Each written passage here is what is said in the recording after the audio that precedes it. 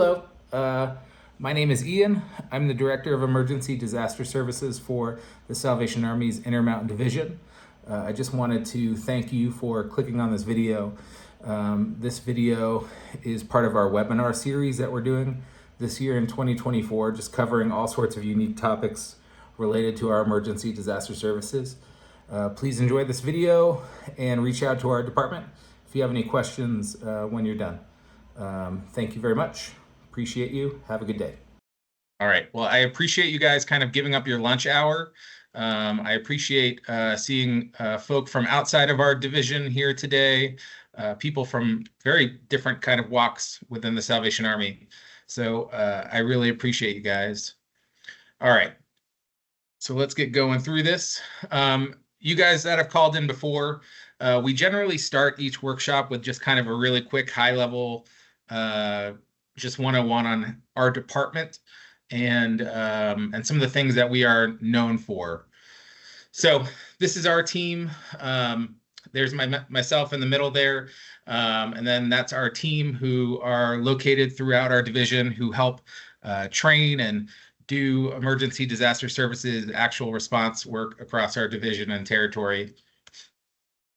So today's objective, and this is going to go for about 45 minutes, hopefully. Well, it won't go beyond 45 minutes, but we will definitely give you guys time to answer or ask questions. But the thing we're covering today, the objective is at the end of this webinar, you will understand how emergency management often operates, and how we fit into coordination efforts. And really that's going into our liaison role. So today's webinar is really on our liaison efforts, which I think is pretty much the coolest role that we have. So some of the things, if you are willing to turn on your camera, that's great. You can see that funny picture there. Please stay muted unless you're asking a question. Please call me out on any sort of acronyms. It's very easy to do. And then the other thing is, I always give the disclaimer of this is an Intermountain Salvation Army presentation. Other Salvation Army divisions might do this differently, right? So, all right, here we go. So quick on that high level stuff. What is emergency disaster services? It's a ministry of the Salvation Army that has been in place since 1900 to serve and assist survivors and first responders facing emergencies and disasters. Here are the things that we are known to do, right? And this looks very different across the country. This is kind of the menu that we give our emergency managers, and then they kind of pick and choose. But we do food services, disaster case management, emergency assistance, emotional and spiritual care. We do some cleanup and reconstruction stuff, emergency communications, donations management, and disaster sheltering. Again, looks very different all around the country. And then just to kind of quickly go over the disaster cycle. We are active in all phases of the disaster cycle, and we work with communities on mitigation and preparedness stuff. And then what a lot of these webinars are about are kind of when we get into response and recovery stuff. I am excited to share that my friends are joining me today. We have Jocelyn from Boulder County Human Services, and Noah McCord from Colorado State Emergency Management calling in.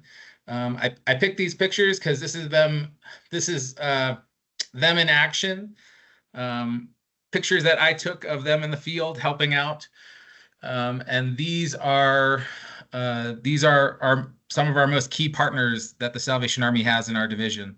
So Jocelyn, thank you for joining us. And Jocelyn and Noah will kind of speak toward the end. And if you guys have questions for them, please think about those. Jocelyn works in Boulder County and Noah works for State Emergency Management. So they're different roles, but all kind of within the same structure. And we'll talk more about that as we go through this. All right, so the system. It is critical to understand that a system is already in place that manages disaster operations. to be effective, you must learn how to plug in to that existing system appropriately. So the two big things that we're going to kind of cover in this webinar is kind of the structure of emergency management. Some of that we often, I would say, kind of quickly glaze over when we do our introductory trainings, but today we're going to kind of get in the weeds a little bit on it. And then just what we expect for our liaisons. So to cover kind of emergency management at whole, there's federal, state, local, and tribal nations. And we work with every single group on this slide. And I have that picture there of, for FEMA, FEMA is divided into regions across the country, and our division is a part of FEMA Region 8. So we have a regional response coordination center that's based in Lakewood, Colorado, I believe. And then there's the national response center there, the FEMA National EOC that you often see on TV, that's based in Washington, D.C. So want to go over emergency management stakeholders. There are emergency managers, right? So the very traditional senior emergency manager of an organization. And then there's government partners that we work with. And I'll go into that a little bit later on how important it is for us to have relationships with each of these stakeholders. So human services, public health, Department of Local Affairs. Believe it or not, really, a lot of what we do can be dictated and manipulated by our elected officials, our friends. We all answer to someone.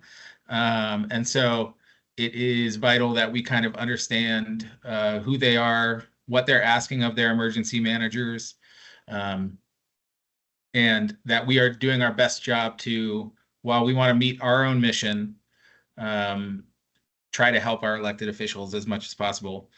VOAD partners, and then corporate partners. So again, like thinking of you as a liaison, these are all of the people that you're going to need to start to put together in your mental Rolodex of who you need to know. We have that fun picture there of Deanne Criswell, the FEMA administrator. She is from Colorado, and much of her experience is in Colorado, which is cool. And she recently came out a few years ago for the Marshall Fire. She might have been here more recently, but that was the last time she came out for a response. All right, so emergency managers. So there's the FEMA administrator, and this is where Noah and Jocelyn can certainly correct me if I'm wrong on some of this. But for emergency managers, there's the FEMA administrator. That is the token example of the president gets to appoint someone. And then there are regional administrators that are around the country. And I believe the FEMA administrator appoints them. There are state emergency managers. So in Colorado, that person is hired by State Emergency Management, DHSEM. And they are, this is where I was going to kind of ask Noah, they definitely fall under the governor's office. Do you know, Noah, how far away that is? Sorry, can you hear me, Ian? Yes. Okay. Teams does not play nice with the state. Yeah, so day-to-day operations, our state director of emergency management is part of the Department of Public Safety. We're alongside others like State Patrol. And then during a disaster incident, the authority for the state director of emergency management in every state comes from the governor. Thank you. So again, elected officials, right? Local. The placement of the emergency manager within local government can vary significantly by jurisdiction. So based on the community's size and organizational strategy, the emergency manager may serve as the head of its own organization or part of another agency. So for example, Douglas County Emergency Management, I believe, is under the sheriff's office, right? So that is unique. Or it's not unique, but that's kind of a unique example of them not having their own independent office, right? All right, so EOCs. When I started my career, the first EOC that I walked into was New York City's. So it definitely painted a picture that is not normal. They had 300 full-time staff, and then I went to my first deployment in Alabama, and I went to find the emergency manager, and it was literally maybe a 20 by 20 room with a couch under a water tower. So just to kind of show the range of what an EOC or an emergency operation can look like. So this is kind of a quote that just speaks to that range. So EOC roles and responsibilities. So when we appoint someone to be a liaison, they're going to go into an EOC. And so this kind of just covers at a high level what happens at an EOC and the responsibilities that the EOC has. So the EOC is the centralized location for emergency response and recovery support operations. So there, of course, might be an incident command post if it's something that is happening that's hyper localized, right? And so the EOC seeks to support that operation. The EOC uses the incident command system. So if any of you guys have done our intro course or any of the FEMA courses, you know this. If you don't know what I'm talking about, that should be the first thing you Google after this webinar, is the incident command system. So management, under the guidance of the EOC coordinator, this section has overall responsibility for the management and direction of all EOC activities, including development, implementation, and review of strategic decisions. Management directly coordinates with the EPG and ensures its strategic direction is implemented in EOC operations. So when you go into an EOC, you're going to see people running all over the place, going into different meeting rooms, back to back to back. And so this is kind of leading to what all these different groups are going towards and working towards. Operations, this section represents on-scene emergency responders and provides coordination between the EOC and field operations, including the incident command post. Planning, this is the first thing that we usually kind of fail internally as an organization to do a really good job of, as far as like within an incident management team structure, but it is absolutely vital. And I'm just going to kind of not read through everything here, but like logistics, that is absolutely vital for getting stuff. Very often for a declared event, we are needing stuff from our partners to meet our mission. And then finance and admin section, who's paying for all of this stuff or all of that stuff, and people. So this is where we start to get in the weeds on like where we actually fit in.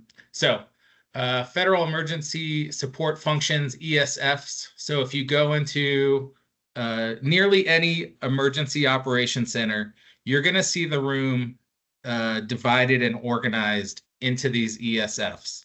And this is emergency management's best way to focus all of the partners and the efforts happening in the room.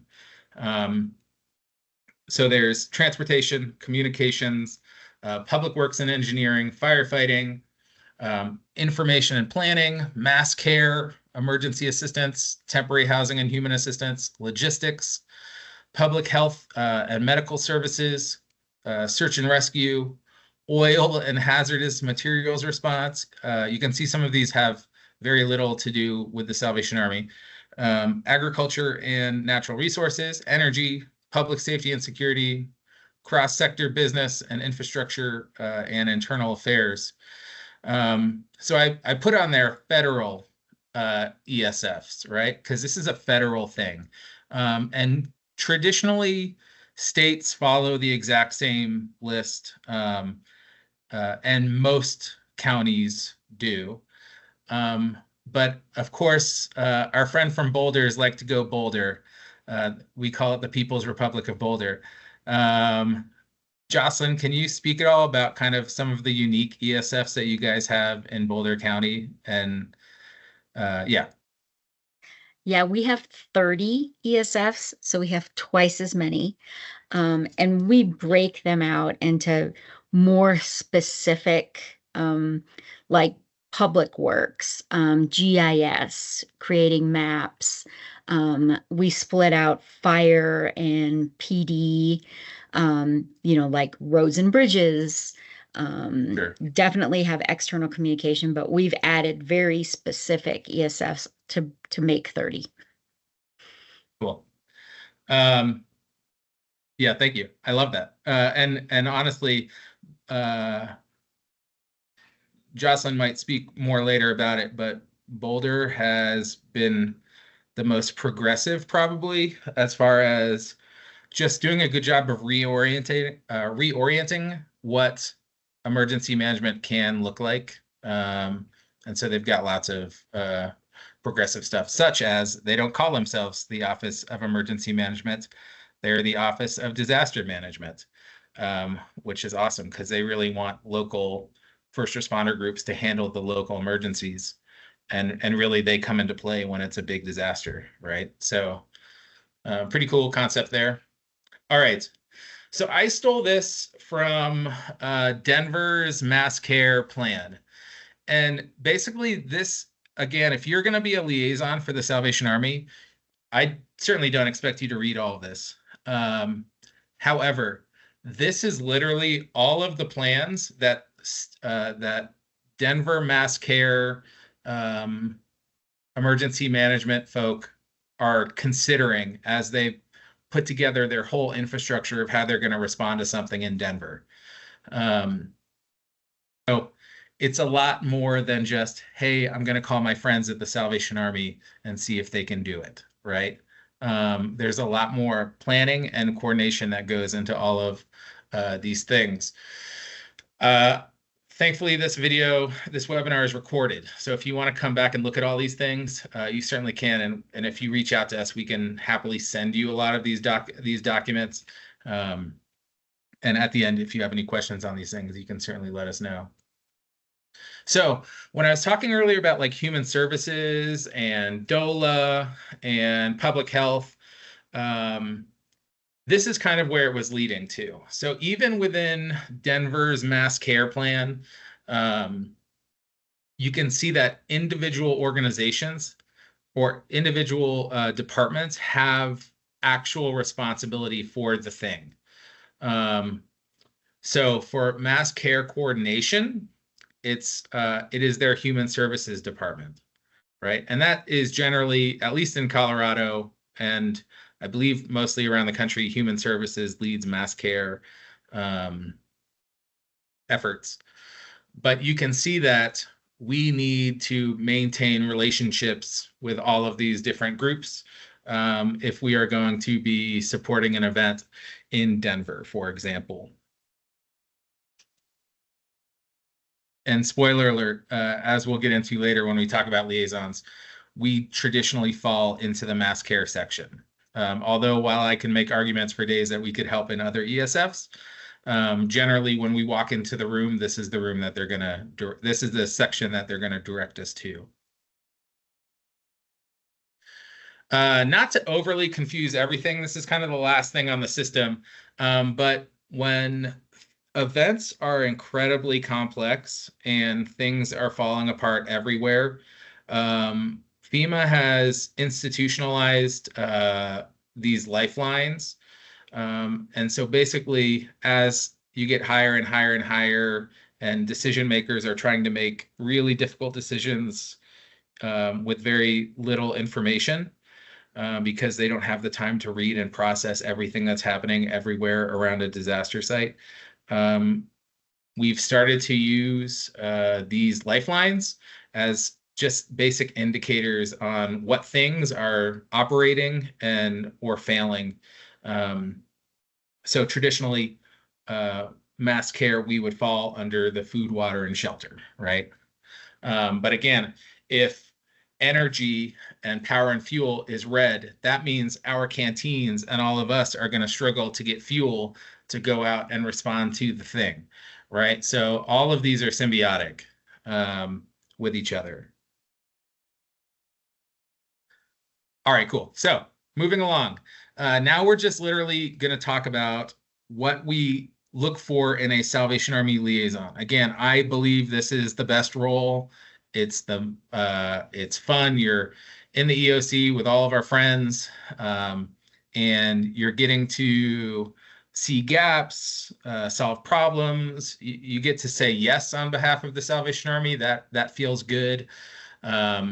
So this position is one of our most important roles as well. So I literally I kind of prefaced a lot of this or put this together by looking at our liaison officer job description, because this covers the majority of the things that we expect this person to be aware of. So the liaison officer is the Salvation Army's representative and point of contact to other disaster relief groups, including government agencies and community and volunteer organizations. The liaison officer represents the Salvation Army's interests in these interactions and seeks to build cooperative partnerships between the Salvation Army and these groups. So that's a really high level, just you want to go in there and do your best to partner and represent as well. In addition, the liaison officer may be assigned to specific jurisdictions representing the Salvation Army in state or county or federal EOCs and other groups. So, for example, a few years ago, we had a freak event called the Bomb Cyclone in Colorado, where a snowstorm came out of nowhere. Every EOC started to open and was asking for liaisons to come in. So where I'm getting at with that is we could very quickly as an organization be in a situation where we are being asked to provide 5 to 15 liaisons all at once. When you talk about sending people to our state EOC and multiple county EOCs, as well as other EOCs that might be localized or in different groups for different, functions. So you can quickly see that we don't just need one person. We need a lot of qualified people for this important role. So here's the responsibilities. I think these 2 pages of responsibilities really gets the majority of the stuff that we need from a liaison. Represents the Salvation Army in the EOC and command posts. Establishes and maintains contact with other agencies and organizations represented in the EOC. Ensure, and this is definitely where it gets Salvation Army E, ensures that the Salvation Army is represented at key interagency planning meetings and in concurrence with the incident commander is given an appropriate role and responsibility. One thing that I'll cover kind of as we're wrapping up at the end is this person needs to have a solid awareness of the Salvation Army and would be given authority to make decisions, right? Because emergency managers need to be able to ask for a thing, and they need to be able to say that if we can do or not do that thing at a very base level, right?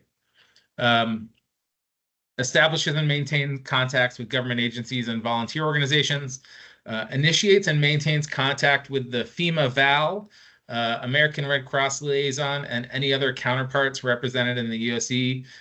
So it would also be the state VAL or whoever the local emergency management has kind of asked us to maintain a closer relationship with. In Boulder, no matter what, I call Jocelyn first. That is rule number 1, right? So in El Paso County, number 1 person I'll call, Clessie Anderson, who's calling in here. All right. So functions as the point of contact for personnel from other organizations coordinating with the Salvation Army, collects, evaluates, and disseminates pertinent information or issues raised by other agencies, and reports back internally to us at the Salvation Army, and then serves as the representative to local VOADs, interfaith partners, and other volunteer groups. Second page of responsibilities, assists Salvation Army leadership to ensure coordination and communication with the local units within the area and back to divisional headquarters, to territorial headquarters, and to national headquarters, right? Participates in meetings and conference calls as requested, right? Disseminates situation reports, statistical data, and other descriptive information regarding our operations to our government friends, our VOAD friends, and our private sector business friends, right? Participates in mass care task forces. I actually added this one. Our national liaison job description is too dated for kind of this cultural shift that has happened around the country. So I just wanted to add that in there. The Salvation Army is very often written into plans, right? Assist in initial formation of other coordination committees, unmet needs committees, or similar community collaborations that will address the needs of disaster survivors who have fallen through the cracks or who require long-term assistance.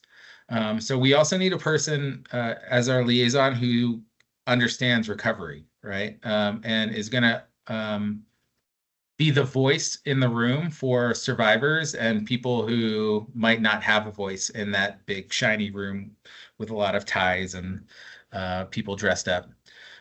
Build partnerships between disaster groups and encourage cooperative efforts in dispensing aid. Voice Salvation Army concerns to appropriate individuals and seek resolution to issues. Last one on this. Liaison officer reports to the incident commander and works with the rest of the folk on our incident management assistance team. They work closely with our PIO, our public information officer, and our finance and admin chief to disseminate information. When deployed, the liaison officer should contact the division's EDS director to understand the Salvation Army's existing relationships. And I'll talk more about that in a minute here. So where do we fit? We fit in the building. We fit at the table.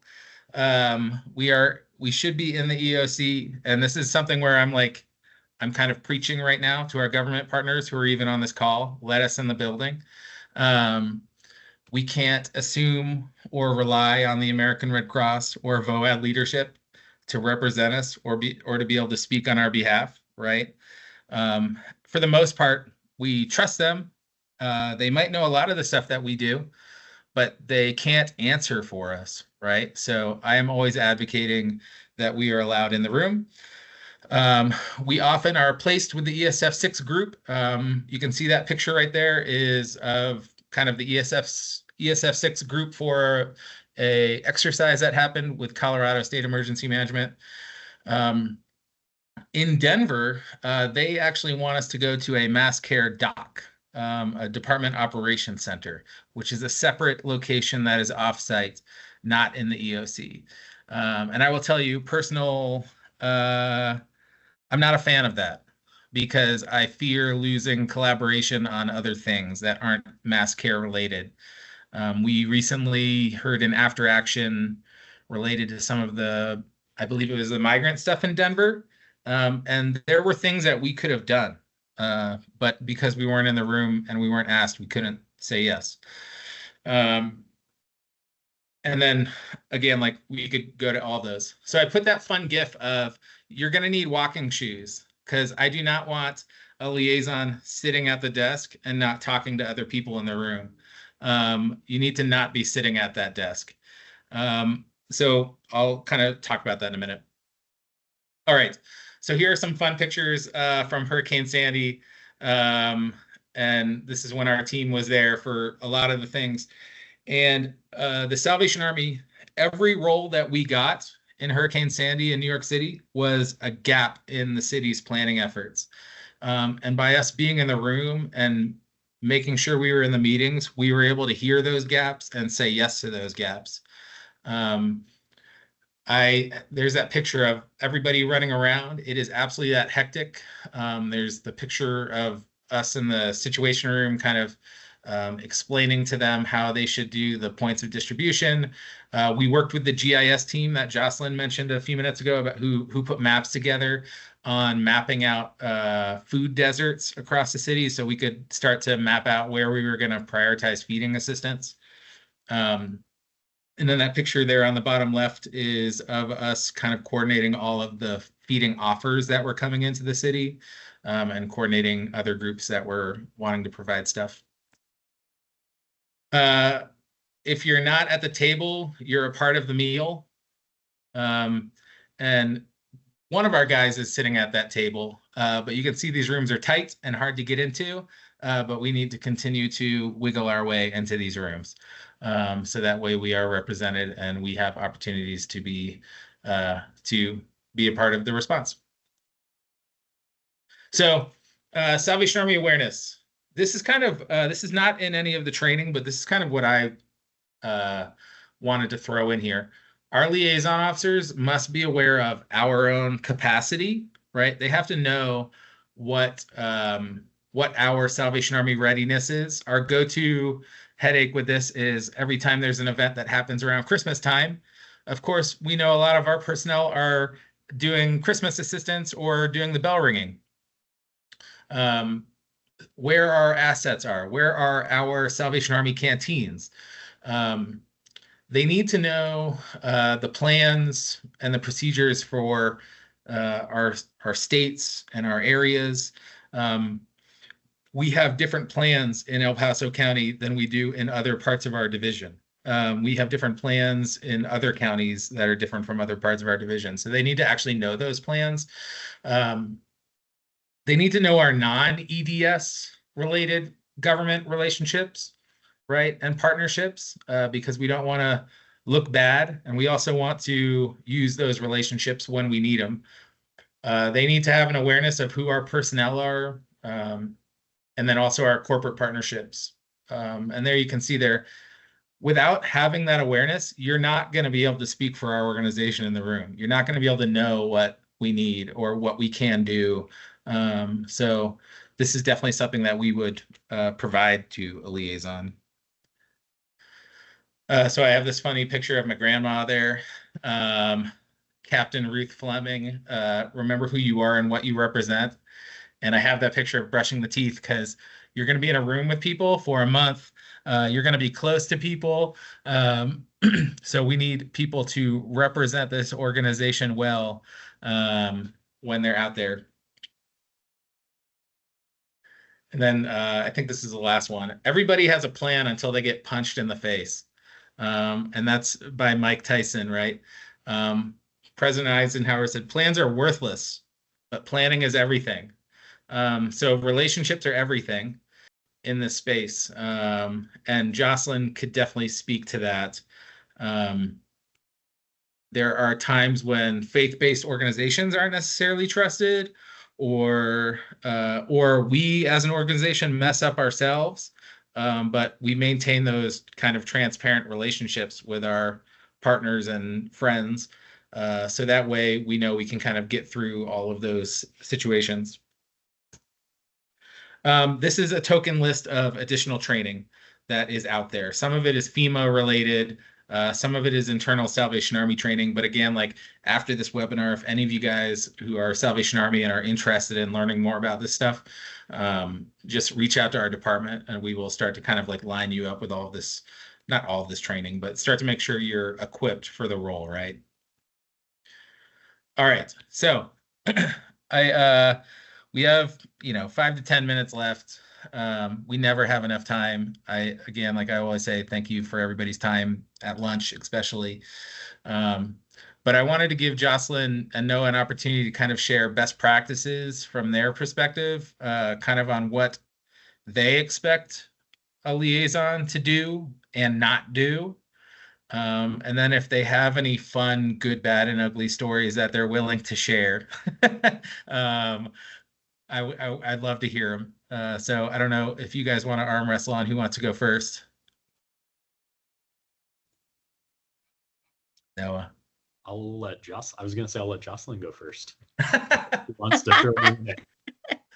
Way to go, Noah. I thought I was going to say, I'll let you go first. I will reiterate that a lot of things that Ian has just said are really important. Always knowing who that liaison is has always been really important to me, and having that relationship ahead of time, so that on that bad day, I know who to call. And I also knew who the backup is to call. So you should know that too. Who is your point of contact in each county or municipality, because it might be at the municipal level. Some municipalities, like the city of Louisville, now have emergency managers here in Boulder County. So those relationships are essential. And I have always appreciated that when I asked someone at the Salvation Army, what can you do? They give me an answer. It's not, let me check on that, or, oh, I don't know if we offer that. What Ian just said, knowing what your services are so that you can oftentimes even just listen and then raise your hand and say, hey, wait, we do that. That is an example during the Marshall Fire when we were discussing temporary transitional housing. There were a lot of FEMA programs that we were looking at requesting.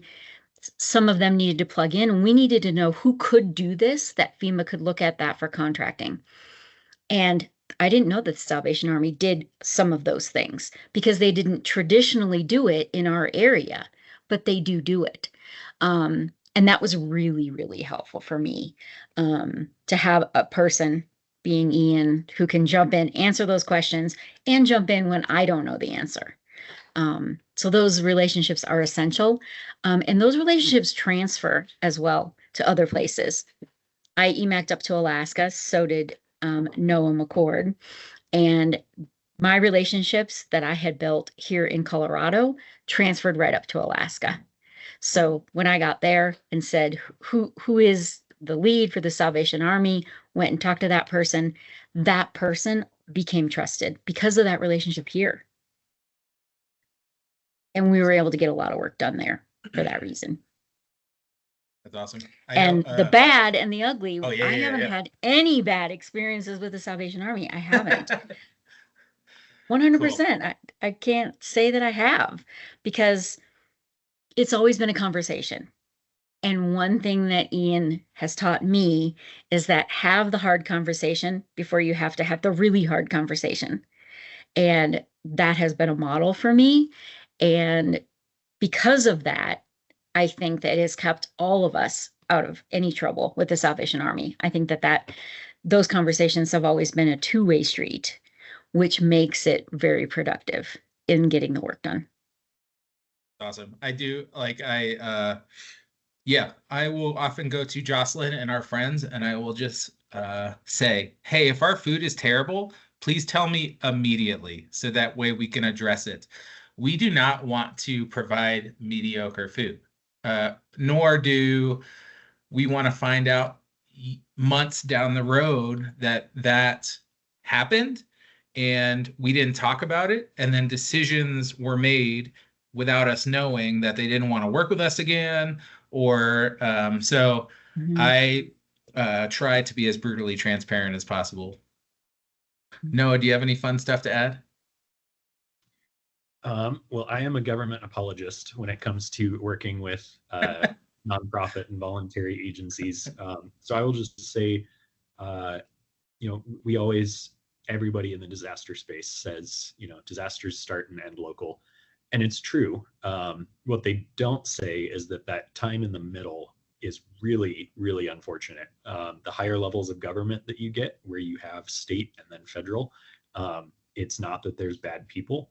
It's that you have more bureaucracy, you have reporting requirements, and you have a lot of additional minds who are trying to do the most good because it's Salvation Army.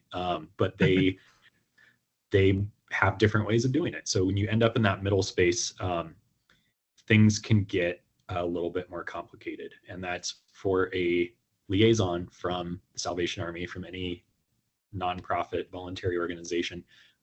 That's going to be the time that is the toughest, because at the start of an event, when you've got your local county emergency manager that you have a relationship with, it's going to be easy to have tougher conversations. They don't necessarily have to be tough conversations. Mm-hmm. 5 days later, when you have a joint field office full of federal and state people who may be from other states, may not know how you operate, they're going to be coming in with what their home Salvation Army units can do for them. So they're going to probably make assumptions about your services and what you can and can't do. They're going to tie you in their mind because nonprofit is nonprofit from the government perspective. They're going to say, well, I had a terrible time with X, Y, and Z organization at a hurricane last year. So I'm not even going to invite nonprofit liaisons to the table when we have a meeting about starting our recovery process. So that's the time to really watch out for, and I think find a champion wherever you're being assigned as a liaison, because there's always someone who is going to know and appreciate the work that you do or that similar groups do. And sometimes people in government are pretty defensive. This is their 9-to-5 job of planning for this day. So they may not be super receptive to a strange face saying, hey, we've got a way, a slight deviation from your proposed plan that could get this done easier. You might need to route that through a champion that is going to be able to kind of take you by the arm and bring you to the table and say, let's listen to what Salvation Army has to say. And that's where, like Ian said, I think relationships are everything. I would also say government is always going to ask for too much information before they make a decision and too much data about what's happening while it's happening. There's good reasoning for that. We do need to keep our communities and our states solvent, and a lot of that data and information that's being asked for goes towards things like reimbursement on big disasters. But be ready for it, and also don't be afraid to say no, or this can be collected later. And I think my last thing that I would look for, if I was going to be getting Kiara coming in from Utah to staff the state EOC here in Colorado, I'd say if you're traveling, if you've got time, or if you're in your home jurisdiction, go way far in advance. Take a look at every county, every state is going to have their emergency operations plans posted on their websites, and so getting to know, some states do incident command system this way, some counties do it another way. Some folks have a group that they rely on heavily for mass care that's hyperlocal and may not be available if their folks were affected. So just browsing that, if you've got travel time, is a good way to come in with some credibility of speaking the language and having some familiarity with the groups and organizations and individuals that you're going to see. That's awesome. I appreciate that. There are plenty of good, bad, and ugly more stories that we can talk about at another time. If anybody wants to reach out to us, you let us know. Because we learn from all of them, right? So we are at 12:45. I understand that we're kind of at the end of the scheduled time. I do want to give just people who have called in an opportunity to ask any questions. If you have anything, I will share my screen real quick again, just so I have my contact information on here. So if you guys, does anybody have any questions or comments related to this webinar?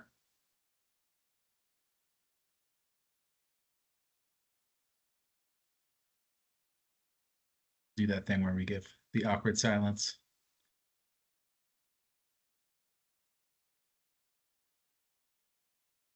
All right, cool.